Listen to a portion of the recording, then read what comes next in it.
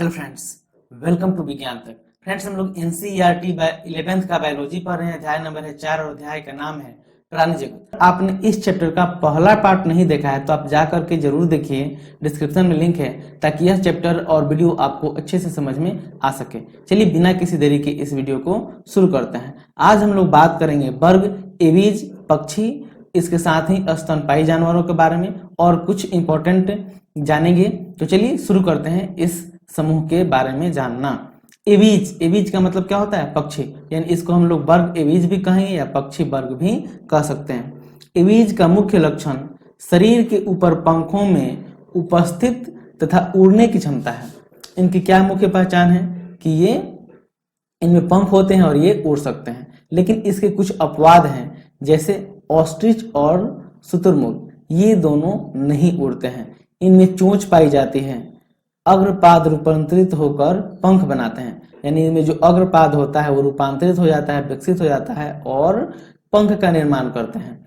पश्चपाद में सामान्यतः सल्क होते हैं जो रूपांतरित होकर चलने, तैरने तथा पैरों की शाखाओं को पकड़ने में सहायता करते हैं। त्वचा शुष्क होती है। पूंछ में तेल ग्रंथि को छोड़कर कोई अन्य त्वचा ग्रंथि नहीं पाई जाती है। यानी इनके जो 4 पाद होते हैं उनमें से 2 तो रूपांतरित होकर पंख बन जाते हैं, जबकि 2 चलने, तैरने या फिर पैरों को पकड़ने में सहायता करते हैं। और इनकी त्वचा कैसी होती है? तो शुष्क होती है और पैरों में तेल ग्रंथि पाई जाती है। इसके अलावा अन्य कोई ग्रंथि नहीं पाई जाती है। अंतःकंकाल की लंबी अस्थियां खोखली होती है, यानी इनके कंकाल की जितनी सारी लंबी अस्थियां हैं, हड्डियां हैं, वो कैसी होती हैं? खोखली होती है तथा वायु कोष युक्त होती हैं, यानी में वायु कोष होता है। वायु कोष के कारण शरीर में वो खोखला होता है, वहां पे हवा भरा रहता है, जिसके कारण इनका वजन कम होता है, यानी ये हल्के होते हैं, जिसके कारण उड़ने में इन्हें काफी सहायता मिलती है। इनके पाचन पथ में सहायक संरचना क्रॉप तथा पोषणी होती है। हृदय पूर्ण 4 प्रकोष्ठ का बना होता है। यह समतापी होते हैं, अर्थात इनके शरीर का तापमान नियत बना रहता है। श्वसन फुसफुस के द्वारा होता है। वायु कोष फुसफुस से जुड़कर सहायक श्वसन अंग का निर्माण करते हैं। याद रखना कि इनका शरीर कैसा होता है? समतापी होता है। ठीक है, इसलिए इनका जो शरीर का तापमान होता है वो नियत बना रहता है। इसलिए ये विभिन्न तरह के मौसमों में सरवाइव कर लेते हैं, यानी जीवित रह जाते हैं। इनका जो श्वसन अंग है वो कौन सा है? ये फुसफुस से होकर के इनका श्वसन अंग बनता है। उदाहरण के तौर पे आप याद रख सकते हैं कार्वस, जिसे कौवा कहते हैं। ऐसे ही कपोत, तोता, ऑस्ट्रिच, मोर, पेंगुइन, गिद्ध, यानी जितने भी उड़ने वाले जीव हैं वो सभी इसी समूह में आते हैं। ठीक है, यहाँ पे आप एग्जाम्पल देख सकते हैं कुछ पक्षी, जैसे ये पहला जो फिगर है ये चील है, ये भी इसी समूह का है। साथ ही शुतुरमुर्ग है, तोता या फिर मोर। ठीक है, अब हम लोग बात करेंगे स्तनधारी के बारे में। यहाँ पे पहुंचने से पहले मैं आपको बता दूं, यह 11th के बायोलॉजी का फुल कोर्स चल रहा है, तो आप पूरा वीडियो अच्छे से देखिएगा और अंत तक देखिएगा, जिससे क्या होगा कि आपकी समझ अच्छी बन सकेगी और आपको बहुत ज्यादा याद करने की जरूरत नहीं पड़ेगी। मेरा वीडियो केवल आप शुरू से अंत तक अच्छे से सुनते हैं तो आपकी समझ अच्छी बन जाती है, और नोट्स बनाने के लिए आप वीडियो को पॉज करके और इसके इंपॉर्टेंट पॉइंट को लिख सकते हैं, जो मैं हमेशा हाईलाइट करता रहता हूं। इस वर्ग के प्राणी सभी प्रकार के वातावरण में पाए जाते हैं। याद रखिएगा, स्तनधारी कहाँ पाए जाते हैं? सभी प्रकार के मौसम में। स्तनधारी का मतलब आप ये समझ लीजिए, वे सभी जीव जिसमें स्तन होता है, यानी जिसमें दूध उत्पन्न करने की क्षमता होती है, वो स्तनधारी होते हैं। जैसे इंसान है, गाय है, भैंस है, बकरी है, जिसमें दूध होता है उसे हम स्तनधारी कहते हैं। चलिए और विशेषताओं के बारे में जानते हैं। जैसे ध्रुवीय ठंडे भाग, रेगिस्तान, जंगल, घास के मैदान, अंधेरी गुफाओं में, इनमें से कुछ में उड़ने तथा पानी में रहने का अनुकूलन होता है। यानी ये सभी स्थानों में पाए जाते हैं, ठंडा में भी, गर्म में भी, रेगिस्तान में भी, पानी में भी, मैदान में भी, जंगल में भी, और इनमें से कुछ तो उड़ भी सकते हैं। ठीक है, स्तनधारियों का सबसे मुख्य लक्षण दूध उत्पन्न करने वाली ग्रंथि स्तन ग्रंथि है। यानी इसमें स्तन ग्रंथि होती है, यानी स्तन होता है जिससे दूध निकलता है, और जिससे बच्चे पोषण प्राप्त करते हैं इसको पी करके। इनमें 2 जोड़ीपाद होते हैं जो चलने, दौड़ने, वृक्ष पर चढ़ने के लिए, बिल में रहने, तैरने अथवा उड़ने के लिए अनुकूलित होते हैं। ठीक है, 2 जोड़ीपाद होते हैं यानी 4, जिसके चलते ये दौड़ सकते हैं, चढ़ सकते हैं पेड़ पे, ठीक है, या तैर भी सकते हैं। इनकी त्वचा पर रोम पाए जाते हैं, ये भी एक विशिष्ट लक्षण है। इनकी त्वचा पर क्या पाए जाते हैं? रोम, यानी छोटे छोटे बाल।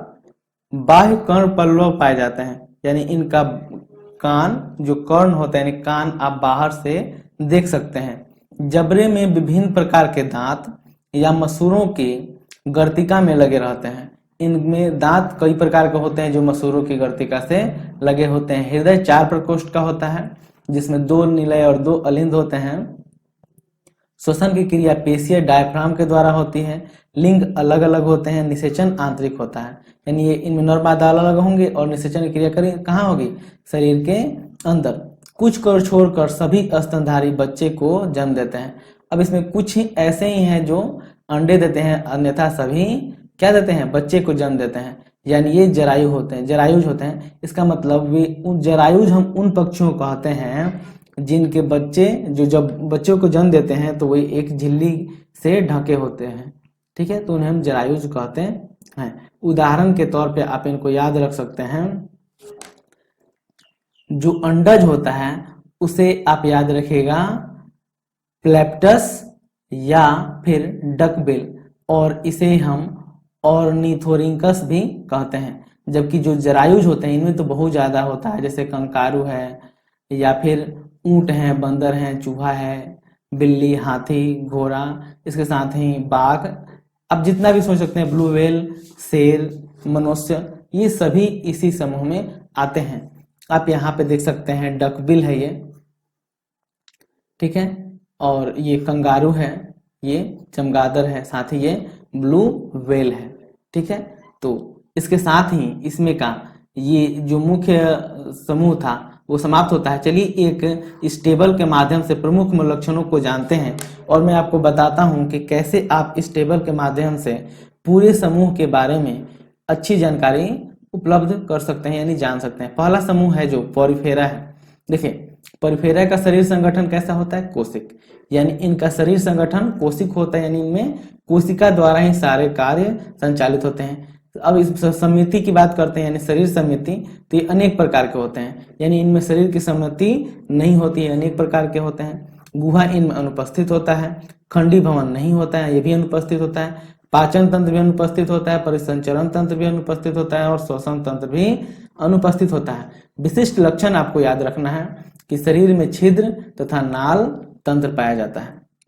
देखिए जितने भी जीव होंगे जिनमें संगठन स्तर कोशिक या उत्तक स्तर का होता है, उनमें तो श्वसन तंत्र, परिसंचरण तंत्र और पाचन तंत्र होने का सवाल ही नहीं है। ठीक है, तो याद रखिएगा जिसमें का भी शरीर कोशिक या फिर उत्तक स्तर का है उनमें खंडी ये पाचन तंत्र, परिसंचरण तंत्र और श्वसन तंत्र नहीं होता है। ठीक है, ऐसे ही अगर हम बात करें नाइडेरिया की, तो इनका शरीर उत्तक स्तर का होता है और ये सम्मिलित होते हैं। गुहा इनमें अनुपस्थित होता है, खंडी भवन भी अनुपस्थित होता है, पाचन तंत्र अपूर्ण होता है, परिसंचरण तंत्र अनुपस्थित होता है और श्वसन तंत्र भी अनुपस्थित होता है। देखिए ये में भी नहीं है, ये अनुपस्थित है।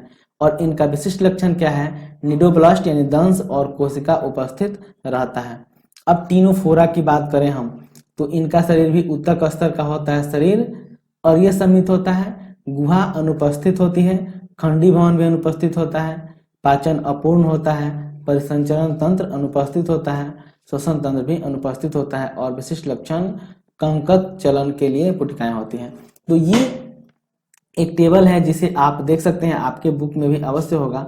तो यहाँ से आप समझ सकते हैं कि किस जीव की क्या विशेषताएं हैं। जैसे इसी के आधार पे हमें किसी शरीर के किसी जीव की विशेषताएं लिखना हो, चलिए मैं मानकर चलता हूं कि आपको दिया गया है कि ऑर्थोपोडा समूह के बारे में बताइए, तो इसमें लिखेंगे कि ऑर्थोपोडा में अंग तंत्र स्तर का शरीर संगठन पाया जाता है।